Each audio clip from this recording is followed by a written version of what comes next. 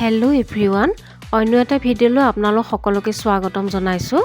আজিৰ ৰেচিপি ভিডিঅ'টো হৈছে মটন কাৰী আৰু মই প্ৰেছাৰ কুকাৰত নিদিয়াকৈ অতি সহজতে কেৰাহীতে মটন কাৰী কেনেকৈ বনালোঁ ব'লক এতিয়া ভিডিঅ'টো আৰম্ভ কৰোঁ। এয়া 600 গ্ৰাম মাংস লৈ লৈছোঁ আৰু ভালদৰে ধুই চাফা কৰি লৈছোঁ আৰু লগতে এতিয়া আলু এটা, পিঁয়াজ 4টা, আদা, নহৰু, লং, সৰু ইলাচি কেইটামান, ডাঙৰ ইলাচি এটা, তেজপাত আৰু তৰা মছলা 2টা আৰু শুকান জলকীয়া এনেদৰে লৈ লৈছোঁ। আৰু এতিয়া মই মাংসখিনি মেৰিনেট কৰিবৰ কাৰণে ইয়াত হালধি 1 চামুচ দি দিছোঁ, নিমখ জোখমতে দি দিছোঁ আৰু অকণমান মিঠাতেল দি দিম। দি পেলাই ভালদৰে সানি ল'ম আৰু এই মাংসখিনি 20 মিনিটমানৰ কাৰণে মই মেৰিনেট হ'বলৈ দিম। এতিয়া গেছৰ ওপৰত কেৰাহী এটা উঠাই 1 চামুচ তেল দি দিছোঁ আৰু ইয়াতে আদা আৰু নহৰু দি দিলোঁ। আদা নহৰুখিনি অলপ সময়ৰ কাৰণে ভাজি ল'ম।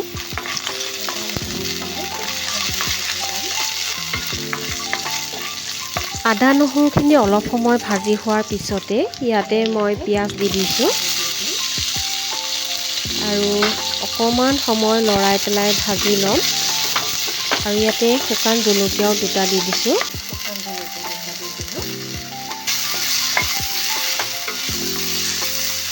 আৰু ইয়াতে গোটা জিৰা 1 চামুচ দি দিম আৰু গোটা ধনিয়া আধা চামুচ দি দিছোঁ। এতিয়া এই মছলাখিনি অকণমান ভালদৰে 1 মিনিটৰ কাৰণে ভাজি ল'ব লাগিব আৰু বহুত বেছি ভাজি থাকিবও নালাগে। আৰু এতিয়া মই ইয়াতে বিলাহী এটা দি দিছোঁ। বিলাহীখিনি দিয়াৰ পিছতো অলপ সময় ভাজি ল'ম, তাৰপিছতে নমাই থ'ম আৰু ঠাণ্ডা হ'লে মিক্সাৰ জাৰত দি পেলাই পেষ্ট বনাই ল'ম। এই পেষ্টটো বনাই মটন কাৰীত দিলে একদম ৰেষ্টুৰেণ্টত বনোৱাৰ দৰে টেষ্টি হয়। আৰু এয়া চাওক, স্মুথ পেষ্টটো বনাই ৰেডি হৈ গ'ল। এতিয়া গেছৰ ওপৰত কেৰাহী এটা উঠাই কেৰাহীটো গৰম হোৱাত এয়া জোখমতে তেল দি দিছোঁ। মই খুব কম তেলতে এয়া মাংসখিনি বনাম আজি। আৰু ইয়াতে মই পিঁয়াজ দি দিলোঁ, লগতে শুকান জলকীয়া আৰু লং, ইলাচি, তৰা মছলা আৰু তেজপাত আৰু এই মছলাখিনি অকণমান সময় মই ভাজি ল'ম।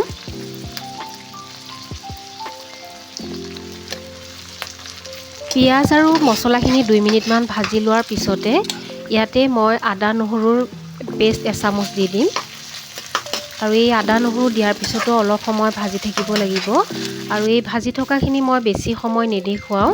আৰু ইয়াতে মই মাংসখিনি দি দিছোঁ। এতিয়া মাংসখিনি দি ভালদৰে লৰাই থাকিব লাগিব আৰু এই মাংসখিনিত মই আগতীয়াকৈ হালধি আৰু নিমখ দি দিছিলোঁ আৰু এতিয়া মই অকল লৰাই থাকিম আৰু ঢাকি পেলাই ভালদৰে সিজিবলৈ দিম।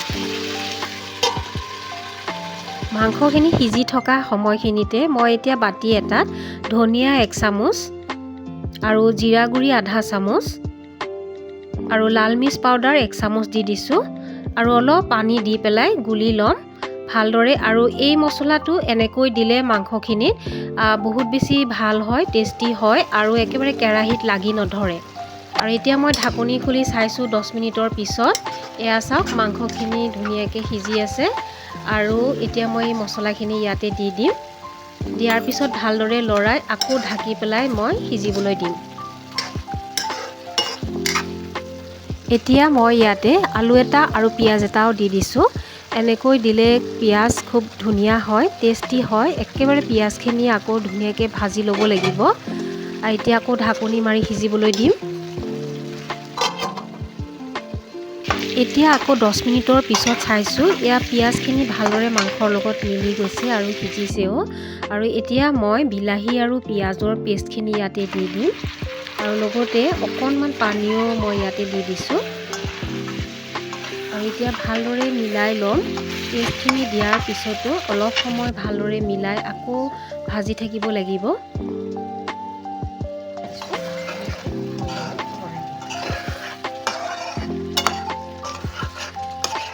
ঢাকনি লগাই আকৌ 10 মিনিটৰ কাৰণে সিজিবলৈ দিম।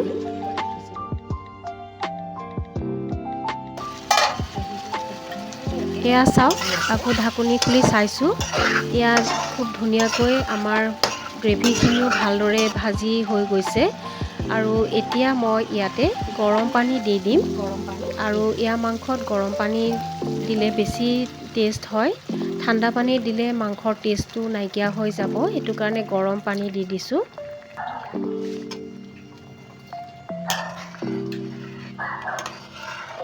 পানীখিনি দিয়াৰ পিছত এতিয়া ভালদৰে আকৌ এবাৰ লৰাই ল'ম লৈ পেলাই আকৌ ঢাকনি মাৰি সিজিবলৈ দিম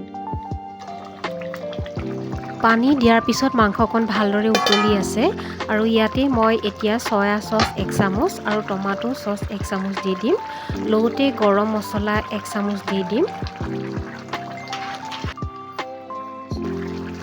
ভালদৰে মিলাই আকৌ লৰাই লৈছোঁ লোৱাৰ পিছতে আকৌ ঢাকনি মাৰি মই একেবাৰে 10 মিনিট বা 15 মিনিটৰ কাৰণে সিজিবলৈ দিম কেৰাহীত বনালে অকমান দেৰি হয় মাংসটো সিজিবৰ কাৰণে এই কেৰাহীতে মটন কাৰীটো বনাবৰ কাৰণে মই পুৰাপুৰি 50 মিনিটমান সময় লাগিছে আৰু এতিয়া আলু সিজিছে আৰু মাংসত খুব ধুনীয়াকৈ সিজি গৈছে আৰু এতিয়া আমাৰ মাংস ৰেডি হৈ গ'ল আৰু মই গেছ অফ কৰি নমাই থৈ দিম মাংসখিনি বেলেগ এটা বাচনত উলিয়াই লৈছোঁ আৰু এয়া মাংস ঠাণ্ডাৰ দিনত গৰম গৰম ভাতৰ লগত মটন কাৰী খাবলৈ বহুত ভাল লাগে আৰু মাংসখিনিৰ কালাৰটো খুব ধুনীয়া হৈছে আৰু এতিয়া মই বেলেগ এটা বাটিত সাৰ্ভ কৰি ল'ম মোৰ হাতৰ স্পেচিয়েল মটন কাৰী খাই ঘৰৰ সকলোৱে ভাল পাইছে আৰু আপোনালোকেও বনাব এয়া ঠাণ্ডাৰ দিনত খাবলৈ বহুতেই ভাল লাগে আৰু আজিৰ এই ভিডিঅ'টো আপোনালোকৰ কেনেকুৱা লাগিলে যদি ভাল লাগিলে তেতিয়াহ'লে লাইক এটা কৰিব